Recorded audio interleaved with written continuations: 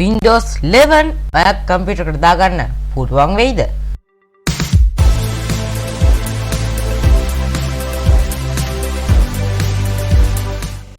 අදත් ආයිබෝන් කියලා පිළිගන්නවා LS site YouTube channel එකත් එක්ක එකතු වෙන මගේ යාළු හැමෝම. ඉතින් අද මම මේ වීඩියෝ එකෙන් ඔයගොල්ලන්ට ගේන්න යන්නේ ඔයගොල්ලෝගේ Windows computer එකට කොහොමද Windows 11 දාගන්නේ කියලා බලන්න. මම මෙන්න මේකෙදි මම මේ වීඩියෝ එකේදී ඔයගොල්ලන්ට කියන්න බලාපොරොත්තු වෙනවා ඔයගොල්ලෝ CPU එක කොච්චර තියෙන්න ඕනේද? ඔයගොල්ලෝ RAM එක කොච්චර තියෙන්න ඕනද? graphic card එක කොච්චර තියෙන්න ඕනද? graphic unit එක කොච්චර තියෙන්න ඕනද? ඒ වගේ විශේෂයෙන් කියන TPM කොච්චර TPM එක on වෙලාද off වෙලාද තියෙන කියලා බලන්න. ඒ වැඩි මේ වගේ ගොඩක් දේවල් එක තමයි මම මේ වීඩියෝ එක ඔයගොල්ලන්ට ගේන්න යන්නේ. වැඩි කතා නොකරන් අපි වීඩියෝ එකට කොහොමද මෙන්න මේ Windows 11 ඔය කම්පියුටර් එකට දාගන්න නිසා ඔයගොල්ලෝ කම්පියුටර් මේක දාගන්න පුළුවන්ද බැරිද කියලා බලන්න. එහෙනම් අපි දැන් යන් ඒ වීඩියෝ එකට. මම මෙන්න මේ විදිහට Microsoft ලගේ නිල වෙබ් අඩවියේ Windows 11 කියන ටැබ් එක ඇතුළට ගියා. මෙන්න මේ විදිහට අපිට මේක යටටම ගියාට පස්සේ බලා ගන්න පුළුවන් minimum system requirements කියලා. මෙන්න මේ minimum system requirements කියන එක අපිට බලා ගන්න පුළුවන් processor එක 1 GHz processor එකක් තියෙනවානේ cores දෙකකට වඩා තියෙන.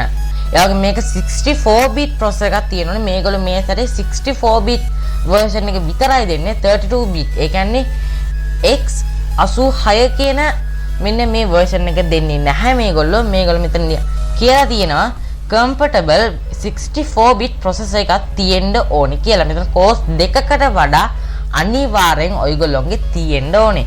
ඒකත් GHz එකකට වඩා වැඩියෙන් තියෙන්න ඕනේ.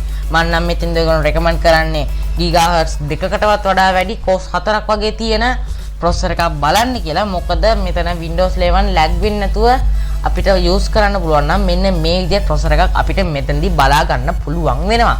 මෙතන මම තව දෙයක් කියන්න ඕනේ. ඔයගොල්ලෝගේ processor එක Intel හෝ AMD වෙන්න පුළුවන්. මම මෙතනදී මෙන්න මේගොල්ලෝ Microsoft ලා කියලා තියෙනවා Intel 8 gen එකට උඩින් තියෙන. කියන්නේ Intel 8 gen සහ Intel 9 gen Intel 10 gen 9 gen ඊට පස්සේ 11 gen වගේ CPUs වලට විතරයි මෙන්න මේ Windows 11 දාගන්න පුළුවන් වෙන්නේ. මෙන්න මේ Windows 11 දාගන්න පුළුවන් වෙන්නේ මෙන්න මේ Intel 8 gen එකෙන් උඩ processors වලට විතරයි. මේකත් මේගොල්ලෝ කියලා තියෙනවා. මම මේ හැම දෙයකම link පල්ලා description එකේ දාලා තියෙනවා. ඒ වගේම processor support කරන list එකත් මම පල්ලා description එකේ දාලා තියෙනවා. අනේ හැම දෙයකම link මම පල්ලා description එකේ අනිවාර්යයෙන්ම දාලා තියෙනවා. ඒ වගේම ඔයගොල්ලෝ ගාව AMD processor එකක් නම් තියෙන්නේ. මෙන්න මේ AMD processor එක ඔයගොල්ලෝගේ second generation එකෙන් උඩ processors වලට විතරයි මෙන්න මේ Windows 11 වැඩ කරන්නේ. ඒ කියන්නේ ඔයගොල්ලෝගේ processor එක 2200G වගේ processor එකක් තියෙන්න පුළුවන්. ඒ වගේ processor සහ 3000 series එක 4000 series එක සහ 5000 series එක කියන යටතේ මෙන්න මේ processors වලට විතරයි Windows 11 වැඩ කරන්නේ. ඒ වගේම මෙතන ඒගොල්ලෝ දීලා තියෙන memory එක විදිහට මෙතන minimum system requirements තමයි මම මෙතනදී කියන්නේ. memory එක විදිහට දීලා තියෙනවා 4GB RAM එක. මෙතන අපිට 4GB RAM එකක් නම් මෙතනද මේ මිනිමම් විදිහට දීලා තියෙන්නේ. අපිට මෙතනදී අපිට අඩුම 8GB RAM එකක්වත් තියෙන්න ඕනේ. ඒ වගේම මෙතන storage විදිහට දීලා තියෙනවා 64GB storage එකක් මෙතන තියෙන්න ඕනේ කියලා. මෙතන 64GB කිව්වට මේක යනවා මේක කොහොමත් 70GB වගේ යනවා. මෙන්න මේකෙන්ද ඔයගොල්ලෝගේ hard disk space එක ගොඩක් GB 70ක් වගේ මෙතනදී තියෙන්න ඕනේ ඔයගොල්ලෝගේ hard disk එක. ඒ වගේම මෙතන TPM කියලා එකක් මෙතන මේගොල්ලෝ විශේෂයෙන් දීලා තියෙනවා.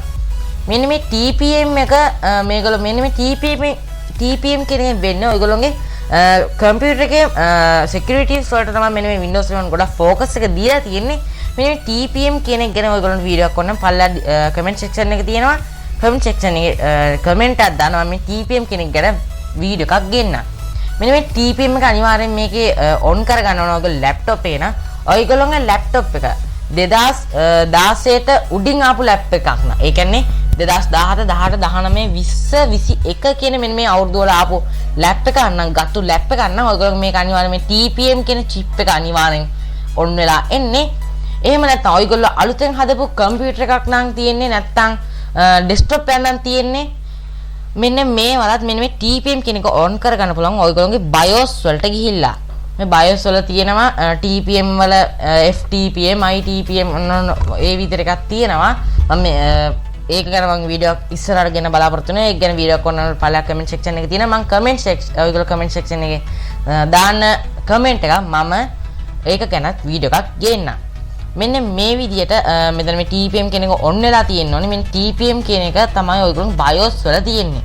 ඔයගොල්ලෝ කම්පියුටර් එක ඔන් වෙනකොට මේ BIOS වලට යන්න පුළුවන් delete එක හෝ F1 එක වගේ ක්ලික් කරගෙන එක එක කම්පියුටර්ස් වලට මේක වෙනස් වෙනවා.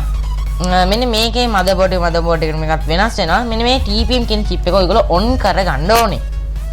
ඒ වගේම මෙතනට graphic card එක විතර දීලා තියෙනවා DirectX 12 compatible වෙන graphic card එකක් ඕනේ කියලා.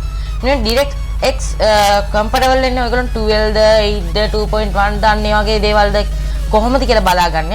අපේ ඔයගොල්ලෝ graphic card එකේ model එක ගහලා පුළුවන් ඔයගොල්ලෝ ඉන්ටර්නෙට් එකේ search එකක් දාන්න graphic card DirectX කියලා ගහලා බලන්න. එතකොට දැන් මම නම් එහෙම කලවල මගේ එකට දාගන්න බෑ. මගේ එක මොකද Windows 7 තියෙන හින්දා. ඊට පස්සේ මෙතන display එක විදිහට දීලා තියෙනවා. මෙතන display එක විතර අපිට තියෙන්නේ HD resolution display එකක්. 720p resolution තියෙන මෙන්න මේ display එකක් අපිට මෙතන අනිවාර්යෙන් ඕන වෙනවා. මෙන්න මේ Windows 11 ඔයගොල්ලෝ කම්පියුටර් එකට දාගන්නවා නම්. ඊට පස්සේ මෙතන internet connection එක අනිවාර්යෙන් තියෙනවනේ. මොකද ඔයගොල්ලෝ Windows 11 home එක install කරගන්නවා නම් pro එක install කරගන්නවා නම් අන්න ඒ වගේ දේවල් install කරගන්නවා නම් මෙතන internet connection එකක් අනිවාර්යෙන් තියෙන්න ඕනේ. මෙතනත් ඔයගොල්ලෝ GB 5ක් 6ක් වගේ internet connection එකක් තියෙන්න ඕනේ. කොහොමත් මෙතන මේක අප්ඩේට් උත් වෙනවා. ඒ වගේ දේවල් ගොඩක් එක්ක මෙන්න මේ කොහොකටත් ඔයගොල්ලෝගේ internet connection එකේ GB 10ක් වගේ ප්‍රමාණයක් තියාගන්න. ඒ වගේම මෙතනදී තව දෙයක් කියන්න ඕනේ. ඔයගොල්ලෝ කම්පියුටර් එක Windows 10 නම් තියෙන්නේ මේක අප්ඩේට් එකක් විදිහට දෙනවා කියලා තමයි Microsoft ලා කියලා තියෙන්නේ. මෙන්න මේ විදිහට ඔයගොල්ලන්ට Windows 10 නම් තියෙන්නේ කෙලින්ම ඔයගොල්ලන්ට Windows 10 දාගන්න පුළුවන්. ඔයගොල්ලෝ Windows 11 ඔයගොල්ලෝ කම්පියුටර් එකට දාගන්න පුළුවන් නිකන් අප්ඩේට් එකක් විදිහට කිසිම ෆයිල් එකක් delete වෙන්නේ නැතුව. ඒ වගේම මේක මෙන්න මේගොල්ලෝ කියලා තියෙන විදිහට මේක රිලීස් කරනවා කියන්නේ මෙන්න මේ Windows 11 රිලීස් කරනවා කියන්නේ මෙන්න මේ අවුරුද්දේ පොඩ්ඩක් අගභාගය වෙනකොට මෙන්න අග කියන්නේ අන්තිම හරියට තමයි මේගොල්ලෝ රිලීස් කරන්න බලාපොරොත්තු වෙන්නේ. එතකන් ඔයගොල්ලන්ට ඉවසන් ඉන්න සිද්ධ වෙනවා. ඒ වගේම මෙතන තියෙන check for compatibility කියලා මෙතන app එකක් download කරන්න පුළුවන්. මෙතන tool එකක් තියෙන්නේ. මෙන්න මේ tool එකෙන් ඔයගොල්ලන්ට මේක ඔයගොල්ලෝගේ කම්පියුටර් එක මෙන්න මේ Windows 11 වලට දාගන්න හොඳයිද කියලා. ඒ කියන්නේ compatible ද කියලා මෙන්න ඔයගොල්ලෝ කම්පියුටර් එක compatible ද කියලා බලා ගන්න පුළුවන් මෙන්න මේ app එක download කරලා. දැන් මට මේ app එක download කරගන්න බැරි වුණා මොකද මම Windows 7 පාවිච්චි කරන හින්දා. අන්න ඒක හින්දා මම මේක මෙන්න මෙතන download කරලා පෙන්නන්නේ නැහැ. මොකද මං ගා Windows 10 කම්පියුටර් එකක් නැති හින්දා. ඒ වගේම මෙතන ඔයගොල්ලන්ට පුළුවන් මෙන්න download app කියන එක දීලා සාමාන්‍ය විදිහට මෙන්න මේ app එක install කරගෙන ඊට පස්සේ මෙතන තියෙන scan කියලා එකක් මෙන්න මේකේ මෙන්න මේ app එකේ scan කියන එක දීලා ඔයගොල්ලන්ට scan කරගන්න පුළුවන්. ඔය කම්පියුටර් එක මෙන්න මේකට compatible ද කියලා. මේක laptop එකෙන් අනිවාර්යෙන් compatible කියලා message එක එනවා. ඔයගොල්ලන්ගේ අලුතෙන් හදපු කම්පියුටර් එකක් නම් තියෙන්නේ නැත්නම් කම්පියුටර් එකක් නම් තියෙන්නේ. ඒ කියන්නේ PC එකක් ඒ කියන්නේ වෙනම desktop එකක් නම් තියෙන්නේ. මෙතනදී ඔයගොල්ලන්ට මේක අනිවාර්යෙන් error එකක් එනවා. මෙතනදී අනිවාර්යෙන් මේක compatible නැහැ කියලා. ඒ ඔයගොල්ලෝ මෙන්න මේ TPM කියන එක on කරලා නැති හින්දා. මෙන්න මේ TPM කියන එක on කරගන්න පුළුවන් ඔයගොල්ලන්ට BIOS වලට ගිහිල්ලා මම පුළුවන් වුණොත් මේ ගැන වීඩියෝ එකක් දාන්න බලාපොරොත්තු වෙනවා. නැත්නම් ඔයගොල්ලෝ YouTube එකේ search කරලා බලන්න පුළුවන් how to on TPM in ඔයගොල්ලෝ motherboard එක ගැහුවා ඊට පස්සේ බලා ගන්න පුළුවන්. MSI නම් MSI එහෙම ගහලා බලන්න පුළුවන්. නැත්නම් processor එකත් ගහලා බලන්න පුළුවන්.